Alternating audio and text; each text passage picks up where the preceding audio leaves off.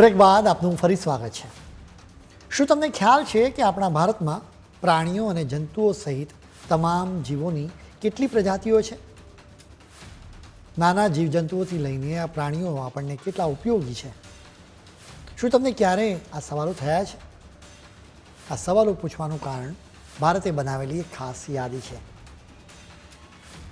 ભારતે જુદા જુદા જીવોની 1 લાખથી વધુ પ્રજાતિઓનું આખું લિસ્ટ તૈયાર કરીને ઇતિહાસ રચ્યો છે। ભારત આ પ્રકારનું લિસ્ટ તૈયાર કરનારો દુનિયાનો પહેલો દેશ છે। જિયોલોજિકલ સર્વે ઓફ ઇન્ડિયાના 109મા સ્થાપના દિવસે એના માટે એક ખાસ પોર્ટલ લોન્ચ કરવામાં આવ્યું હતું। કેન્દ્રીય પર્યાવરણ મંત્રી ભૂપેન્દ્ર યાદવે આ પોર્ટલ લોન્ચ કર્યું હતું। સ્વાભાવિક રીતે સવાલ થાય કે આટલું લાંબુ લિસ્ટ તૈયાર કરવાથી શું લાભ? કેન્દ્ર સરકારનું કહેવું છે કે એનાથી બાયોડાયવર્સિટી એટલે કે જૈવ વૈવિધ્યતાને લાભ મળશે।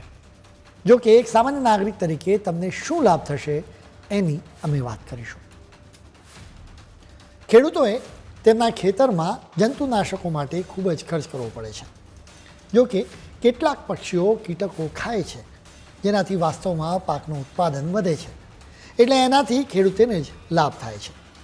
હવે ક્યાં પક્ષીઓ કીટનાશકો છે એ વિશે આ પોર્ટલ પર જાણકારી આપવામાં આવી છે। ખેડૂતોમાં આ વિશે અવેરનેસ લાવી શકાય છે। ભારતે તૈયાર કરેલા આ ખાસ લિસ્ટમાં ગાય અને ભેંસ માટે જોખમી પ્રજાતિઓ પણ જણાવવામાં આવી છે। એ સિવાય આ પશુઓને બીમાર પાડતી પ્રજાતિઓની પણ માહિતી અપાઈ છે, જેના વિશે જાગૃતિ વધારવામાં આવે તો પશુપાલન કરનારાઓને લાભ થઈ શકે છે। તેઓ સારી રીતે તેમના પશુઓની કાળજી રાખી શકશે। સામાન્ય લોકોને આવા તો અનેક લાભ થઈ શકે છે। અત્યારે ભારતમાં અનેક પ્રજાતિઓ લુપ્ત થવાના આરે છે।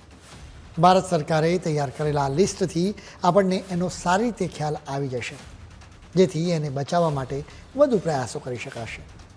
ભારતમાં અનેક પ્રજાતિઓ નામશેષ થવાના આરે છે। અમે તમને આવી જ કેટલીક પ્રજાતિઓ વિશે જણાવીશું કે જેમને બચાવવા માટે સરકાર અને સમાજે ખાસ પ્રયત્નો કરવાની જરૂર છે। ભારતમાં શિકાર પ્રવૃત્તિના કારણે વાઘની સંખ્યા સતત ઘટી રહી છે। અલબત્ત કેન્દ્ર સરકાર દ્વારા વાઘને બચાવવા માટે શક્ય તમામ કોશિશ કરવામાં આવી રહી છે।